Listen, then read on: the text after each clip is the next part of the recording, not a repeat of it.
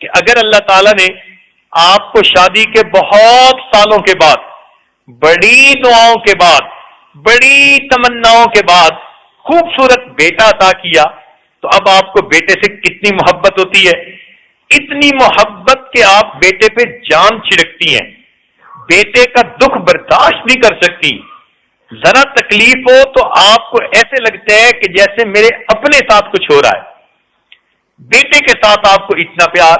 اب بتائیے کہ اگر آپ کا وہ 2-3 سال کا چھوٹا پیارا معصوم سا بچہ ہے، اگر کوئی بندہ اس بچے کے لیے بد دعا مانگے تو آپ سننا برداشت کریں گی؟ ہرگز نہیں۔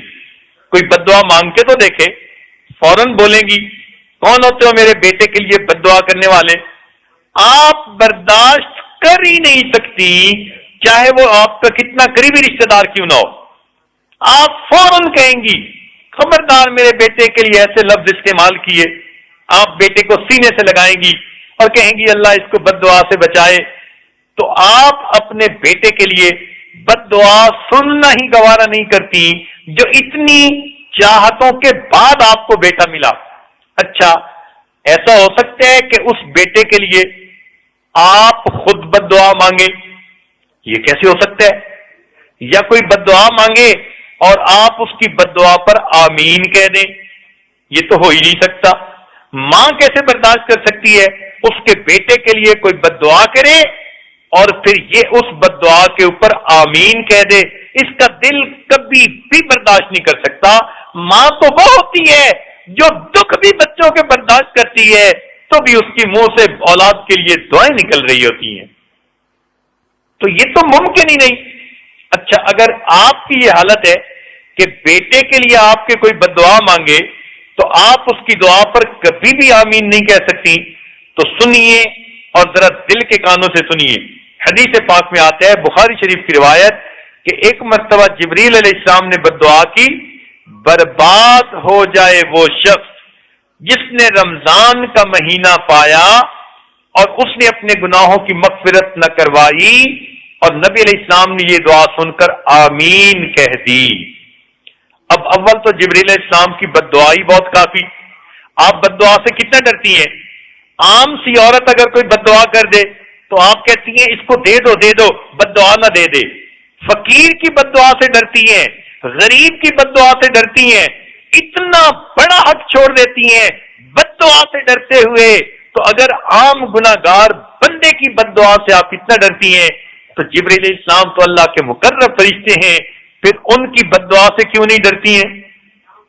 اور پھر جبریل علیہ السلام کی بد دعا پر اللہ کے محبوب نے آمین کہہ دیا، اب اس بد دعا سے کیوں نہ ہم ڈریں؟ سمجھ نہیں آتی کہ اللہ رب العزت کے محبوب نے آخر آمین کیسے کہہ دی۔ حالانکہ نبی علیہ السلام کی عادت مبارکہ تو یہ ہے کہ جب آپ طائف کے سفر پر گئے اور وہاں کے لوگوں نے ایمان قبول نہیں کیا اور انہوں نے بچے پیچھے لگا دیے، تو ان لڑکے بچوں نے نبی علیہ السلام پر پتھر پھینکے اور آپ کے جسم مبارک سے خون آ گیا، آپ کے نالین مبارک بھر گئے، آپ انگوروں کے ایک باغ میں تھک کر بیٹھ گئے۔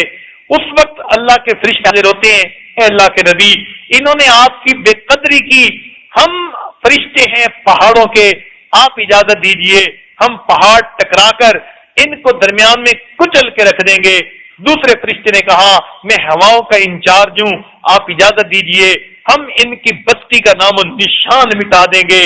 اللہ کے محبوب نے ان کافروں کے لیے بھی بد دعا نہ فرمائی، بلکہ فرمایا کہ ممکن ہے ان کی اولادوں میں سے کوئی ایسا ہو جو دین کو قبول کرنے والا ہو، اور یہ کہا اللہم اہد قومی فانہم لا یعلمون، اللہ میری قوم کو ہدایت دیجئے، یہ میرے مقام کو پہچانتی نہیں ہے۔ تو جو نبی رحمت کافروں کے لیے بھی بد دعا نہیں فرماتے تھے، آخر انہوں نے مومنوں کے لیے بد دعا پر آمین کیسے کہہ دی؟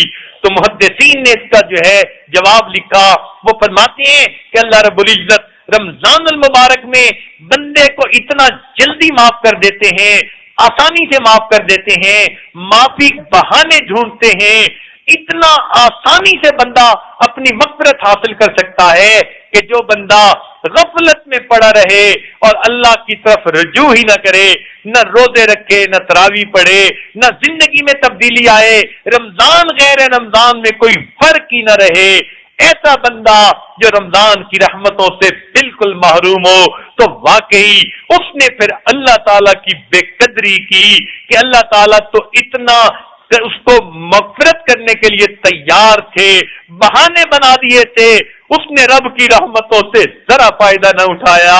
پھر ایسا بے قدرہ بندہ واقعی بدبخت نہیں تو اور کون ہے؟ اس سے پتہ چلتا ہے کہ اللہ کے محبوب بھی یہی چاہتے ہیں، ہم دعائیں مانگیں اور اپنی مغفرت کروائیں۔ اب یاد رکھنا، رمضان مبارک کا مہینہ جب ختم ہوگا، کچھ لوگ وہ ہوں گے جن کی بخشش ہو چکی ہوگی، تو رمضان کے بعد ان کے لیے عید کا دن ہوگا، اور جن کی مغفرت نہ ہوئی تو رمضان کے بعد ان کے لیے وعید کا دن ہوگا۔ محبوب کی بد دعا لگے گی، جبرائیل علیہ السلام کی بد دعا لگے گی۔ سوچئے تو صحیح، اپنے ہی عمل اتنے برے ہیں کہ ہم نے پہاڑوں جیسے بوجھ گناہوں کے سر پہ اکٹھے کر لیے، اور اس پر اگر فرشتوں کی بد دعا لگے اور اللہ کے محبوب کی بد دعا لگے تو پھر ہمارا کیا حال ہوگا؟ اس لیے ہمارے پاس دوسری کوئی آپشن ہی نہیں ہے، ایک ہی راستہ ہے کہ رمضان مبارک کے وقت کی قدر کرتے ہوئے، ان محفلوں کی قدر کرتے ہوئے ہم اللہ سے مغفرت مانگیں۔